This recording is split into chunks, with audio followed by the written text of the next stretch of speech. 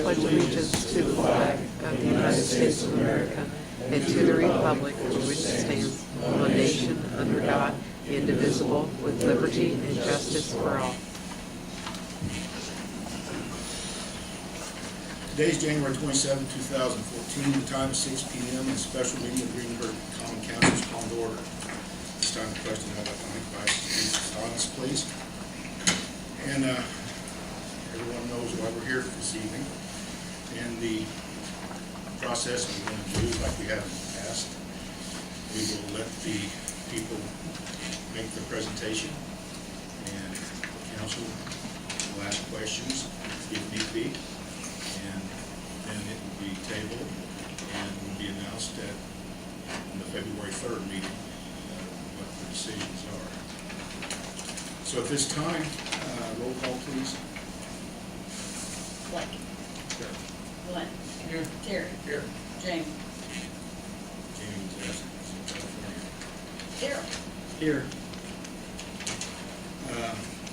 First item of business, new business only this evening, is 2014 funding request. Mr. Tom Hunter, are you interested? Yes, excuse me. Yes, thank you, Mayor. Our request, again, is to help in the cost of our SRO, Bruce Coplon. He has been in that position for Greensburg Schools for much of my tenure as superintendent over the last 14 years. Been a school employee, I think, for the last 6 or 7 years. You have a copy of his salary schedule and the cost to Greensburg Schools, the county, the city and county in the past, but the city in particular the last 3 years has put $5,000 towards that salary. Bruce acts in the capacity of a police officer within the school, along with his duties as SRO in school safety. He's a school safety specialist. He does a lot of training across our district in school safety issues, and he also does all our CPR training for our staff. He's very important to all of our principals in helping deal with any serious discipline situations, any serious acts of violence, drugs, alcohol, or any weapons brought into the school.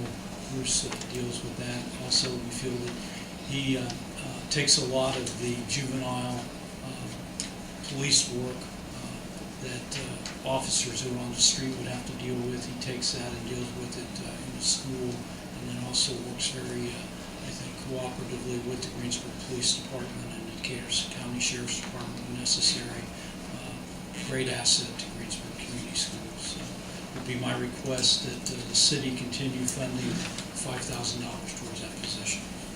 Tom, one thing too, I think, is now that Bruce is now a reserve officer for the GPD. Yes, he is a Greensburg Police Reserve officer, and he has been this school year. Any questions from the council? Thank you. Good to go, Tom. Thank you. Next item, I talked to Ms. Karazsia before the meeting, and Matthew Gauck is going to speak on behalf of Big Brothers and Sisters tonight.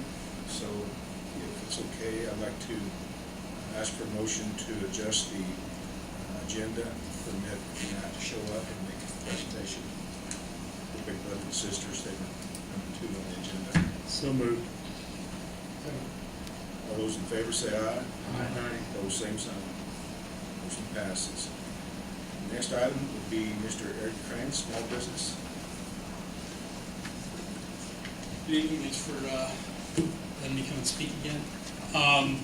Eric Kranz, business advisor with the Southeast Indiana Small Business Development Center. I think this is the 4th year we've come. We're asking, making the same request, $5,000 for continued support in 2014. I think you should have gotten the handout with our the impact we had in 2013. We worked with 41 clients. We're still updating these numbers. These are as of, they're basically through the end of November, so December's numbers aren't in there. We just finished collecting those. For 120-ish hours, 4 new businesses, and 2 expansions, 23 jobs created, assisted on 5 loans, or capital investments, I should say. 3 loans, in total of $301,000, and another 3 equity investments for $355,000 for a total capital infusion in Decatur County of $656,142. We also worked with had a number of programs that we put on. Some went, some didn't. We had Launching Your Business, QuickBooks, a Getting Your Business Online seminar, and a couple others. Helped with, again, we worked with the Work One Rapid Response Team, another year where we didn't really have to do anything here in Decatur, which is a good thing. But we did kind of work with them, kind of keep up to date on all that. And that's sort of where we are this year. Questions, council? One good thing I'll say is we had a little bit, slightly fewer clients, which generally is a good thing. You know, it means that the clients we did have, number one, were more viable, and we didn't have a lot of folks coming in that kind of either have been reasonably laid off and were looking for ways to use their severances, or just kind of had nothing better to do, so they came and talked to us. So in a lot of ways, that's a good indicator that we're seeing fewer kind of less likely to succeed clients here in the counties.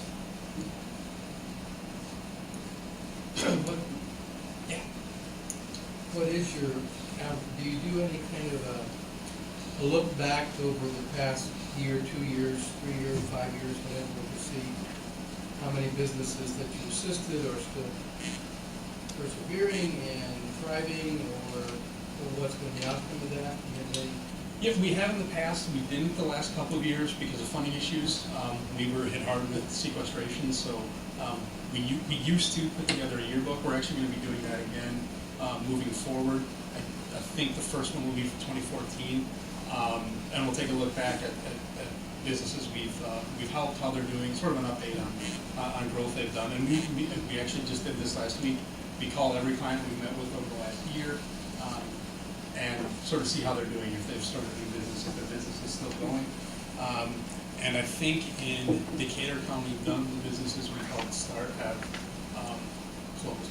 So, and I think that's, I hate to guess the number of that, but it's a couple dozen. So. Yeah, that would be of interest. I know that it's critical, but it would be of interest, particularly over the last several years, what kind of track record there's been. Sure. In terms of your budget here, in terms of funding sources, the Small Business Jobs Act, is that federal? Yeah, that was. It's run out and essentially been replaced by, it's still Jobs Act money that we were able to set aside, but it sort of was in a kind of a pool that was unused. So it's money, essentially at this point, it's money that's coming from the state level to us. And so you are assured that's going to happen? Yeah, we're actually, the recent budget agreement that was passed actually returns us to a funding level prior to sequestration and prior to the Jobs Act, which is going to be more beneficial. The SBA got more money, so in turn, the Small Business Development Center, we're a line item in that, got more as well. Oh, the other thing that has changed with our organization is we are now part of OSBE, which is the Office of Small Business and Entrepreneurship, under the Lieutenant Governor. We used to be housed under the IEDC, and they've moved us, the Lieutenant Governor kind of requested that we be put under that arm instead. So slight difference, no real changes on the ground. And your not a requirement, but part of the criteria for continuing service, notwithstanding the state dollars or whatever, is a local match. Yeah, so every county, it's, for most counties in our region, it's about $5,000 is the match amount, or $10,000, whatever it is the match amount. So we're asking sort of the biggest city and then the county to assist as well. But that has no impact on whether or not we provide service. Just to be clear, there's no of counties that don't support us, Bartholomew for one, that we still provide service to.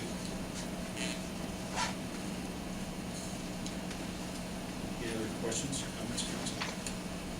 Is that information, Glenn, that you asked Eric about? Would like to have answered that before we... No, I don't know that it has to be here by Monday. I think it's good information to have, but I think it would be good information for support for your program or, demonstrating the value of it, so forth. But unless other members need to see it prior, I don't have to. Eric, would you like to email it to me? I'll make sure the council receives it. Yeah, I'll work on putting it together. Thank you, Eric. Thank you. Thank you. Next on the agenda is Diane, board new directions.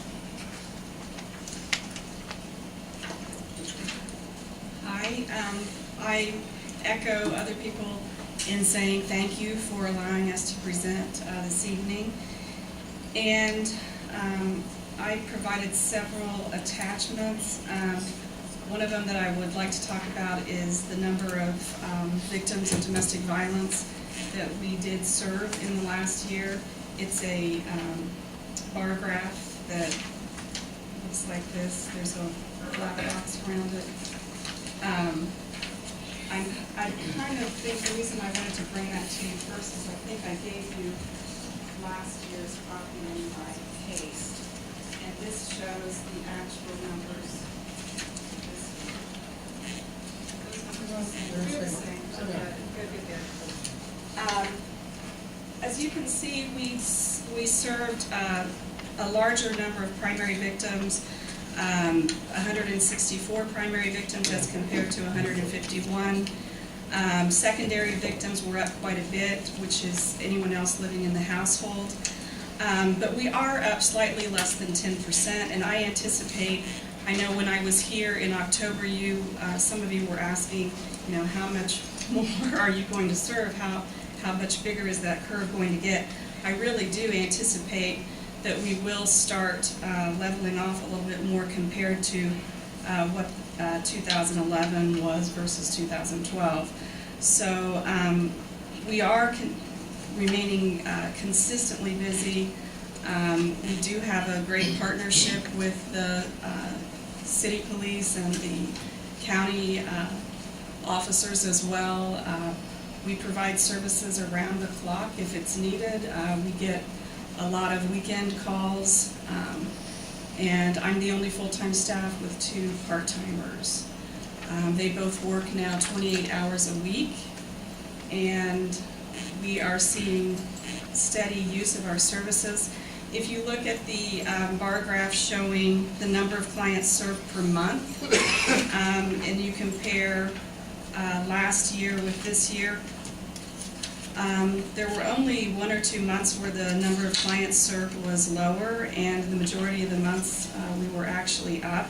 That's the number of people that come through the doors and receive services. You might have repeats from one month to the other, so if you added all those numbers up, but that's, we are providing those services to that many people in a given month. Does anybody have questions? We are striving. I was just at a training today in Lawrenceburg, and the topic was lethality assessment. And that is a training program that they hope to get started throughout the whole state. Right now it's in 7 counties. And this training that I attended is one of the first steps towards looking to that in our area. The whole idea is to help responding officers to be able to assess through a series of only 8 questions whether or not that individual that they are assisting in that 911 call is considered to be a high risk of potential lethality. There's a big push within the state for all of our organizations to work together and try to figure out how to bring down the number of deaths in Indiana. And along with that, you'll be bringing down repeated abuse as well and violence. And I was named to a committee for the Indiana Criminal Justice Institute, where the whole focus of that committee is also how over a period of 3 to 5 years we can start moving towards bringing down those numbers. I mean, that's the ultimate goal, is to lessen the prevalence of domestic violence and abuse, and therefore also reduce the number of deaths. So a lot of the practices that we do are to educate and inform and prevent from further violence. How are you doing with the young adults? Young adults, if there is physical violence involved and they are under the age of 18, we have to refer them to child services. We do provide any kind of counseling, anything that they would like, and if it's, if it's not physical violence, we are still able to provide the confidential services. Are you doing education? Yes, there's education in the schools coordinated through the health classes, through curriculum that our agency provides. It's called Safe Dates. And we also provide, convocations, any type of in-class assistance that they request. We're right there. It starts in the Greensburg schools in 6th grade, boys and girls, through their health classes. Council, any questions? And we are asking for the $20,000, which is the total amount that we received last year. I would like to also point out, I continue to search for other grant sources and to try to increase our fundraising activities to lessen the burden on the city and other organizations. And our organization secured a new grant in the past year. Please excuse my voice, I'm losing it. Anyway, we were the only organization in the state of Indiana, out of over 200 new requests to the Indiana Criminal Justice Institute for STOP funds. We were the only agency that received, the only new agency that received funding. So, for any type of project through that. So I was really pleased with that. So through your support, we're obviously doing some good work that's getting some assistance from the state. And I'll continue looking for those resources. Council? Questions? Thank you, Diane. Thank you. Thank you guys very much. I think this time I see Matt, Gauck, their brothers and sisters.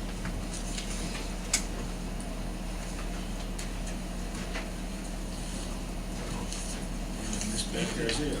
Thank you, Marilyn. Sweet chair. First, I do want to thank all of you for your past support. We really, our largest fundraiser is Bowl for Kids' Sake, and as you know, we just don't know, it's with it being in March, where we're going to fall. Last year, we did fall $5,000 behind what our budget was, and you guys were very, very supportive last year in saying that if we fell behind, that we could come back to you. We were able to find the other $5,000 through grants, so we did not feel that we, needed to come to you. We would like that option made available again to us. Our programs continue to grow. The school systems feel that we're absolutely a necessity to be there to help these kids, give them the support system they need.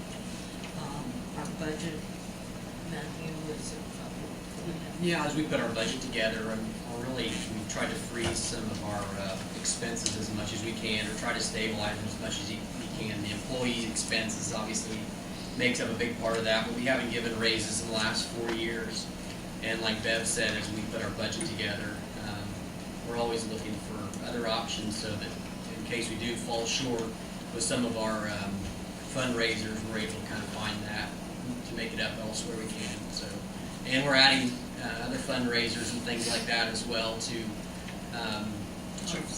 try to offset some things. We know everybody has some demands on their agencies. So, but our programs continue to grow. There's roughly 700 kids, whether they're high school students that are mentoring the children in the elementary schools, the demand in the community for matches, the demand for mentors in the schools grows every year. So, and really as we poll our teachers and administrators, they find that, you know, the kids are getting a lot of benefit, especially in the school programs, on how well they're doing in subjects and so forth. So, There, you know, here again, we are, our request is for the 10,000. However, I mean, the 5,000 is in our budget, you know, for hoping that we will be able to receive at least the 5,000 from you, and hoping that our you guys would allow us the option, if bowling doesn't go well this year, to come back to you if we don't find other sources. And again, you know, we're constantly looking for other sources, and that's what happened last year. We didn't feel that we should come back to you because we didn't find out. As far as looking at other ways to find funding, what kind of other events are you currently discussing? we added a 5K race, and then we've done that twice, and that's continued to grow. And that's usually kind of a summer event. We would like to add something in the fall, but we know, as most things go, we don't want to have to go to the same sponsors and go to the well more times than what we have to. So that's one of the big things, is we put our strategic plan together to find strategies that we can do that kind of are self-supportive. Like a run, you've got runners, and you don't have to rely on sponsors as much because of the Wolf for Kids' sake is such a big part for us. We're trying to do what we can to make it good if that's the case. Any questions, Cummings? I got a couple of questions on the information you have here. I don't know whether it makes that much difference. I just want some clarity on a couple of things. The first page there, you've got what can the city expect to receive for its support. You give some information regarding the status of the kids here, or children living in Greenburg County. Halfway down the bullet points there, you've got 46 youth were victims of child neglect in Decatur County, and then the second one says 31% were victims of neglect in Decatur County. So is the 46, 31% of the total number of kids in Decatur County? There were two different statistics out of the kids. Count book, I know what you're talking about. Yeah, yes. So I'm saying it's 46. And then the 31% The is 30, a different. 31%, that might be a typo. I think that's a state, the state. Yeah, probably, yeah. Yeah. That makes sense. Then on the second page, the research that you've got here, second page, says research showed that mentor children were 46% less likely, 27% less likely, and so forth. Is that national, state, or county? This is from Big Brothers and Big Sisters, the national. They're national figures, not Decatur County, right? Yes, Okay. yes. That's what I expected this one. And then the same thing at the bottom. Last paragraph there, the outcomes, and it says in addition, survey by Harris Interactive, that's again national, not Decatur Right. County This- stats. This is also national Brother. sticks, and, yeah. That's what I assumed, but I wasn't, didn't want to make the assumption that this not correct. And that, part of the changes we've had to kind of take into consideration is as National tries to change how they collect data from the different local agencies. We're finding that too. They would like to implement a system that we can track some of these numbers that really kind of give us a better snapshot of what's going on in our community, because there is a big difference on some of those numbers. But that'll be a cost that we're going to have to take into consideration in our budget moving forward. There's enough of a pushback this year because of the overall expense that they decided to pull back for now. But I think ultimately we're going to have to take that on as an expense. But it'll be a good thing in the long run, but the cost of it's going to be a little bit tough to swallow. So. And that's gonna be an added expense onto our budget, getting onto this system through national, yeah. because that national thing is just a survey, it's not really a complete database, I guess, yeah. But it eventually will be. It's Yeah. it's this new system that will be able to track that. Did I understand you say you have 700 kids in the program That this year? have come into our program through the last. Through the last year. And this is, you know, we get we kind of go by the school year as well. So, I mean, we have a large number in the beginning of the school year, and then at the end of the school year, starting the next year, you know, we have another group of kids, so yes, we do. How many are persistent, I mean, or, by that I mean, of that 700 number, how many are those that are from year to year to year to year, remaining in the program? I mean, I can see there's reason for that, but I'm wondering what the number is and what the number of new kids are. Our school program has the largest number of those.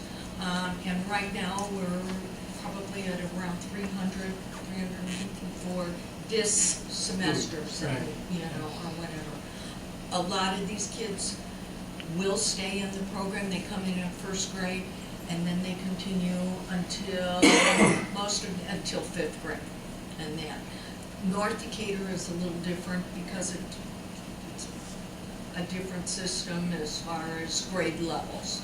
You know, some years I'm able to take kindergarten first grade, the next year I may have kindergarten first grade, second and third. So that's how the numbers vary. But there are quite a few that when they come in at kindergarten first will continue with at least until the times don't work for scheduling for them. Yeah.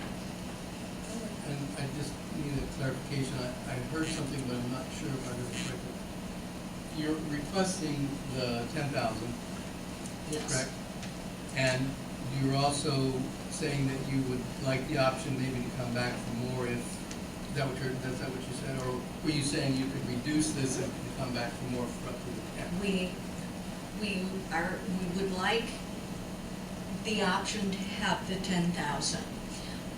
If our budget for next year has in there that we would really like 5,000, with the option, if bowling does not do well, to be able to, because last year we were down 5,000, to come back for that extra 5 out of that 10.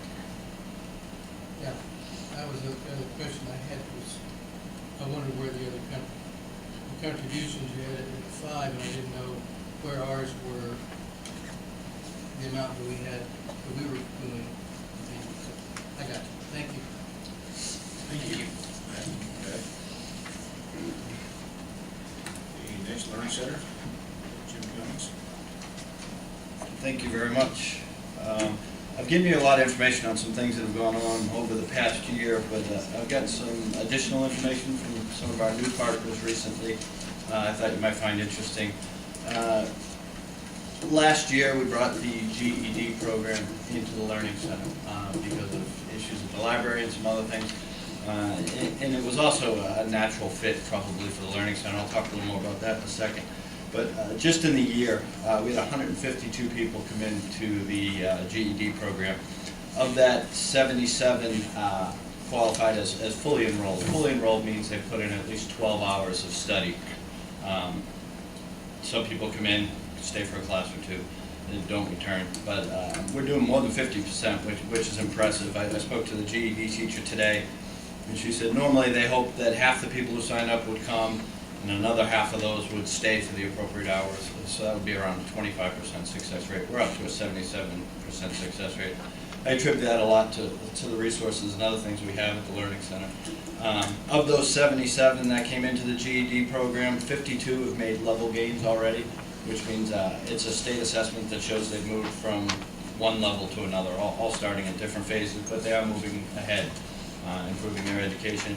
And 15 people last year passed the GED test. So we have 15 additional GEDs in the county, which is excellent. In addition, GED has partnered with Ivy Tech to create something called the Springboard program, which is a pretty neat program. It's essentially some next level people, probably Many already have a high school diploma, but it could have been some time ago, not ready to take college classes.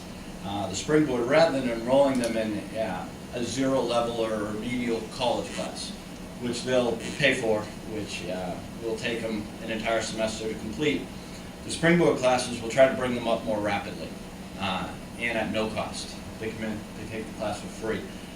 We've had 10 people enroll in that already. All 10 have made what's considered a level gain. All 10 are prepared to take at least some college classes, and several have tested completely out of all remediation and are now qualified to take college classes. Again, they didn't pay anything to take those classes.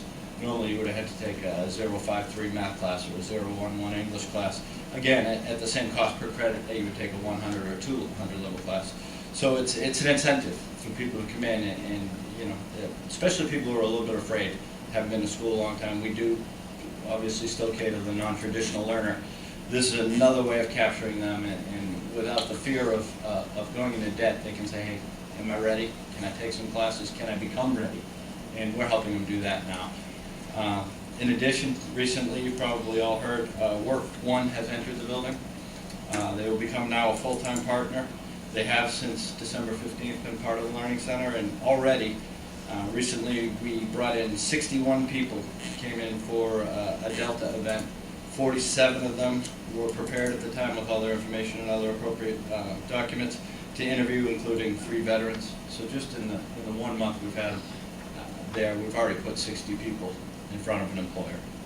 That's in a month. There's another 25 coming in Thursday for a different event, and as well as the people who come in on a daily basis to get helped.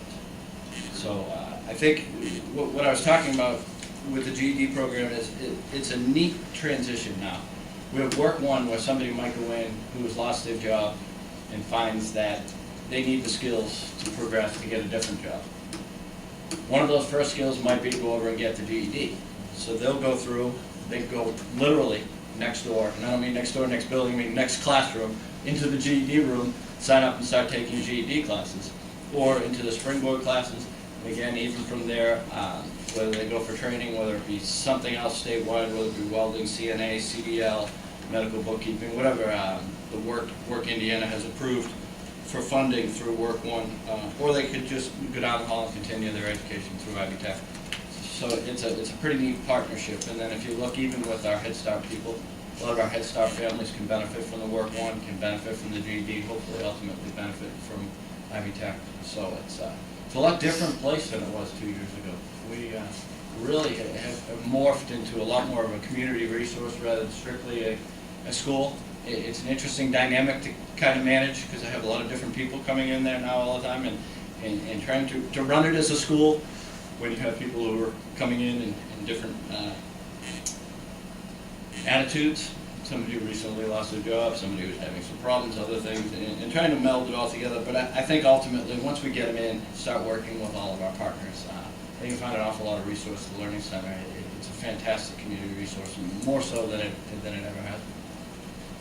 And again, we've asked that you continue to support us at the level we have, which has been fantastic. In bringing in some new partners, some of our partners bring in new revenue. A program like the GED, we've opted to take that upon ourselves within the Learning Center. That does not bring in revenue. Work One obviously has some money to bring in revenue. Other partners, Head Start, we keep the cost low for them, and I think I gave you some documentation on some things we were able to do for them that help them get even more federal money to continue to help them. But I think we're at a good place. If we can stay bringing in what we expect for this year, keep our expenses similar, we should be right in line where we're not going to have any major deficits, barring obviously the building was built 50 some odd years ago. That's always the wild card, but currently I anticipate things to go well, and that we should have another good year financially.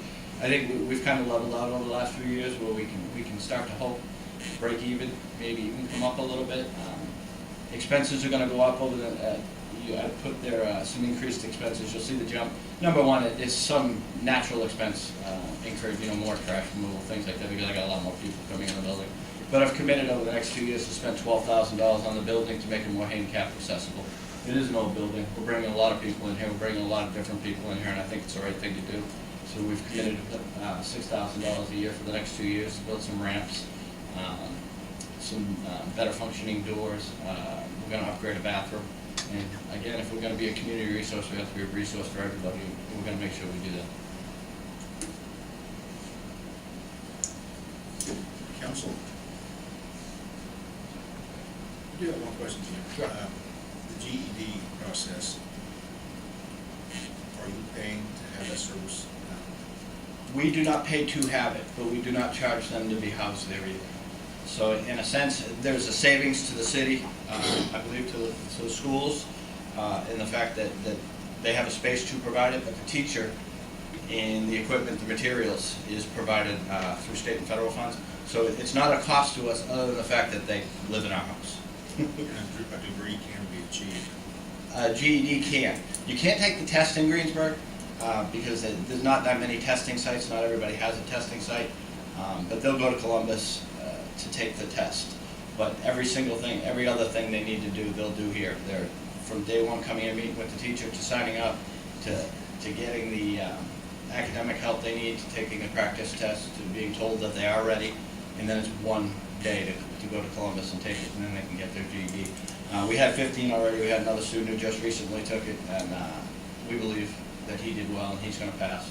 So those numbers are going to continue to increase. We hope. There's been some changes in the GED program this year. It's a little more stringent, a little more difficult, which makes the GED program all that much more important.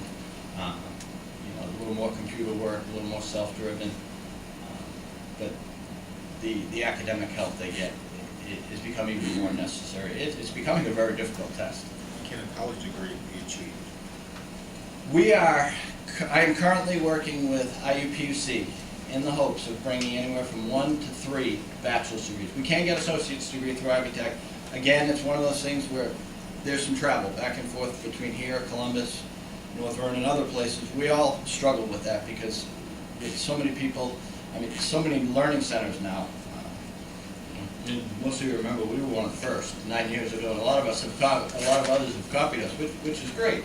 But we can't draw as much from North Vernon and Columbus and Seymour and all these other places because now they have learning centers. So we find it more and more difficult to find 12 students for a class. So we're struggling a bit there. The goal is that most of the students be able to come very close to their associate's degree through Ivy Tech. As a matter of fact, my daughter just got her diploma in the mail the other day. She got her associate's degree. She's moved on now and taking class at IUPUC. In the fall, we're hopeful that we can have anywhere between 1 and 3 bachelor's degree programs brought to the Learning Center through IUPUC. It's a long process. We had Purdue College of Technology, which was a very specific 1-degree program, which was OLS, Organizational Leadership Supervision. That kind of petered out when the companies couldn't offer tuition reimbursement anymore. That's where they were getting the bulk of their students because that was a management program. A lot of companies use it as a training program. That died down, so Valerie was not able to stay at the Learning Center with Purdue College of Technology. We're hopeful IUPUC will cater something. I'm working with 2 other learning centers, and Dr. Woff and his staff at IUPUC. We're hopeful we can bring something. It has to be something that'll be a little bit of a catch-all, whether it be in general studies, psychology, one of those Bachelor of Arts degrees. Could happen as early as the fall, but it's definitely something we work on at least every week, making phone calls and working towards. It's just getting the students is going to be the hard part. And unfortunately, we can provide them the space. We can do as much as we can. The one thing I can't do is bring in the students, and they have to be able to recruit in Greensburg and recruit in this area and find that there's an interest for people to move on. And that waned a little bit. We are not waning on the front side in the associate's degrees. You saw we have more than 300, close to 300 students, 33 classes. There is still a desire to learn. It's bringing them all the way through that we're going to continue to struggle with those next level classes. But it's not something we've given up on. It is definitely the hope because it's where we need to be. Any other question? So, Ivy Tech is there now, Yeah. and IUPUC is also offering classes, or right now do not? No, they, IUPUC used to offer some classes in conjunction with Purdue College of Technology. They had some classes that, some prereqs that had to be taken. When Purdue College of Technology stopped offering their degree here, as they did in many places, the need to have those IUPC classes moved away. Okay. So what we've done is we backed up and said, okay, we don't need just your random English or math or other class that we weren't having a real good time filling. You know, So it would. we're hoping to bring the whole program back in rather than Yeah. singular So it's classes. Ivy Tech, you have the GED program, Mhm. Work One, Head Start, Head Start, Healthy Families, Healthy Families. the Achievement School for the city schools, and am I forgetting anything? We still have great partnerships with Honda. They'll be in here all this week doing training, as well as some of our corporate partners. You know, COVA continues to have their annual meetings there. The hospital has picked us up and has done a lot of their training there. But those are our permanent partners, and we have a lot more permanent partners now than we used to. So the increase, I noted an increase in your facility rent, that all reflects the Work One and everything? Yes. Yeah, it should be a significant increase. Costs will continue to go up as we support them, but that's why we had a significant increase in revenue. Right. And after this 2 years, after we paid for what we hope will be the end of these upgrades, then we'll be even in a better place. And I noticed you got donations at this coming year at 25. And I know that we're at 15. Where are you looking for the other 10, or what do you expect? I'm hopeful that the county will continue its support at $10,000 a year. You guys usually lead the way, and when I get a good feeling from you, I go to them and then I say. Gotcha. And if you'll note, last year, we had $28,000 in donations because we had that $3,500 left over that was Right. my fault for not picking up my mail. Yeah. Gotcha. All right. Any questions, Council? It's exciting, come by. I mean, now we have stuff going on all day. It used to be just the parking lot would be empty in the daytime, and now you can come by anytime and see a lot going on. Keep it growing. Thanks. Next item on the agenda, Mr. Marc Coplon, DDC, Broth Corporation.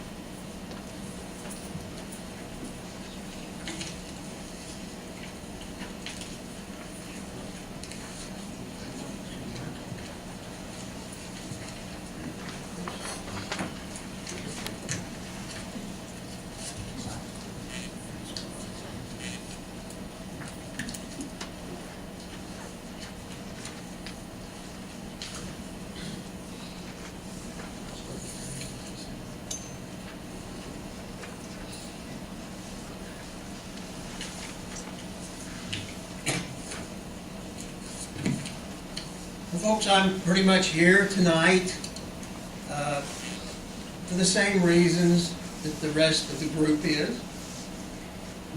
First, to give you some very pleasing news, I think, about economic development, our efforts, your efforts that you help us with, and also to request funding for the EDC for its programs in the coming year. I could stand here and talk to you about how I think all of our projects, programs, parts of economic development like existing business services, new business recruitment, and also working with entrepreneurs, new businesses themselves, assisting with financial resources, are really coming together and meshing to create better jobs, better standards of living and quality of life in our community. But I think this article that I passed out sums it up in a very concise fashion. And I would like to read along here with you folks, and I'd like the audience to hear that too. And it also was written by our newest reporter here in Greensburg, Mr. Boris Lodwig. The highlighted 3 paragraphs, I think, give a really good bottom line for what we should be accomplishing in economic development. Of course, my report to you and the funding request spells out a lot more detail of how we're going about doing this. But if you would indulge me, this article is dated January 10, 2014. It says, between November 2012 and November 2013, the county added 944 jobs for a growth rate of 8.3%, vesting all of its neighbors, including Bartholomew County, which had 2,369 jobs, for our job growth rate of 6.1%, and this is according to data from the Indiana Department of Workforce Development. Also, Decatur County's unemployment rate in November, this last November, at 6.5%, was down nearly 2 percentage points from a year earlier. The final little paragraph I'll read to you on the second page, that's something that Mr. Greg Owens was commenting on for this article. And Mr. Owens, of course, many of you remember, he's with Hitachi Powdered Metals and has been before the body here a couple of times. And he's on our Economic Development Board. And the highlighted section is Owens commended Coplon, Herbert, and members of the Greensburg City Council for their outreach to local businesses, which he said marks a change from previous strategies. Owens said that local officials used to focus primarily on attracting new companies to Greensburg, but in recent years have also paid close attention to how they can assist existing employers. It just makes good sense, too, because 75% of all new jobs will be created by healthy existing businesses.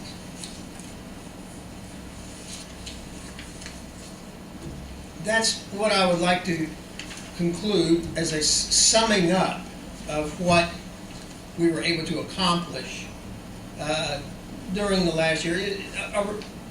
An example, a synopsis of what we were able to accomplish. Now, I'm sure you would have some questions about our request, our budget. We're requesting the same amount that we've requested for the last several years, I know since I've been here, which is $60,000 from the city and $60,000 from the county, along with our private investors.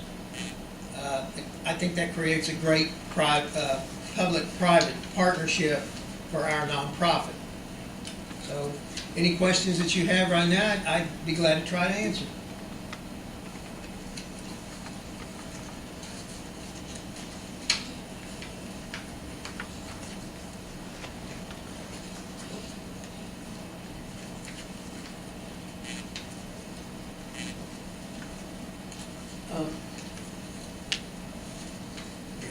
Mayor. Go ahead, please. You have 944 new jobs in the last 2013. Yes. And of course, I've noted here in what you've highlighted,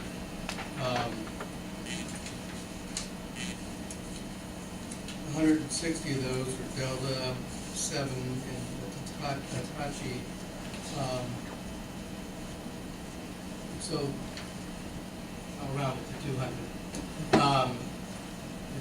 Be generous. So where's the other 750 jobs located, and what was your involvement in that? What I put in the funding request were jobs that we knew we worked with the companies directly, Okay. assisting them, Commissioner Tebby, Councilman Tebby. You can call me mine. Glenn, different programs where we work with existing businesses, different projects, maybe a travel to Japan. I thought that was very unique because in 28 years of doing this kind of work, I've never been on a major trip where we actually sealed the deal on a project during a visit like that. And we did. That was with Hitachi Chemical, who was looking at an existing building they owned in Mexico. So I consider that a great victory.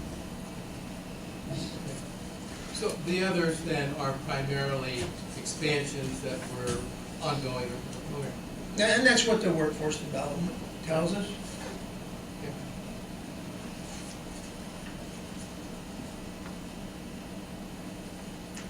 And, we come up with numbers on the abatements that we're not aware of, around 550. So, starting about 9 months ago, the next time of the year period, it's about 550 jobs.